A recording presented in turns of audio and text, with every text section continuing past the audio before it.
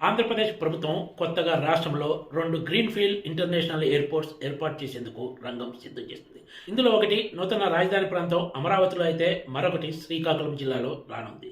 దీనికి సంబంధించి Andhra Pradesh airports development corporation తాజాగా ఆర్ఎఫ్‌పిలు పిలిచింది. రిక్వెస్ట్ ఫర్ ప్రపోజల్స్ ఆహ్వానిస్తూ ఇటీవలే నోటిఫికేషన్ జారీ చేసింది. ఈ ఎంపికయ్యే కన్సల్టెంట్లు అమరావతితో పాటు శ్రీకాకుళంలో విమానాశ్రయాల ఏర్పాటుకు అవసరమైన సాంకేతిక, ఆర్థిక సాధ్యాసాధ్యాల నివేదికను సిద్ధం చేసి సమర్పించాల్సి ఉంటుంది.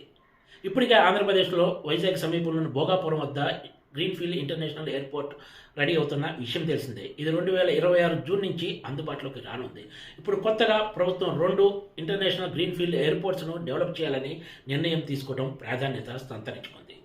ఆంధ్రప్రదేశ్లో కూటమి ప్రభుత్వం అధికారంలోకి వచ్చిన తర్వాత అమరావతి పనులు ఆశించిన వేగంగా ముందుకు సాగడం లేదనే అభిప్రాయం ఉంది. స్వయంగా ఏపీ మున్సిపల్ శాఖ మంత్రి నారాయణ 2024 డిసెంబర్ నుంచి అమరావతి పనులు వేగం పెరుగుతుందని ప్రకటించారు. కానీ మార్చి వచ్చినా కూడా ఇంకా అమరావతి పనులు స్పీడ్ అందుకున్న దాఖలాలు అయితే లేవు.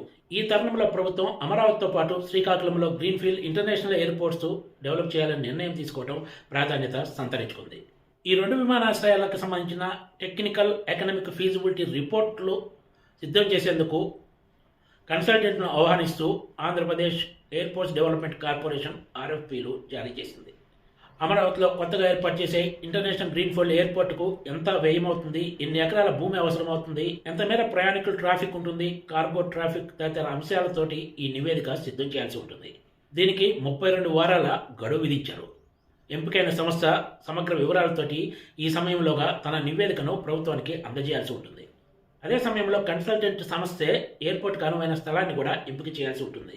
అమరావతి గ్రీన్‌ఫీల్డ్ ఇంటర్నేషనల్ ఎయిర్పోర్టుకు, శ్రీకాకుళం గ్రీన్‌ఫీల్డ్ ఇంటర్నేషనల్ ఎయిర్పోర్టుకు ఇంచుమించు సేమ్ నిబంధనలే ఉన్నాయి.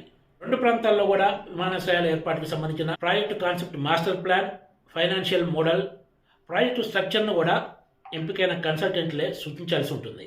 పర్యావరణ, సామాజిక ప్రభావ నివేదికలు సిద్ధం చేయటము, వివిధ ప్రభుత్వ సంస్థల నుంచి అనుమతి సాధించడానికి కూడా ఆయా సంస్థలు తమ వంతు సహకారం అందించాల్సి ఉంటుందని ఇందులో పేర్కొన్నారు.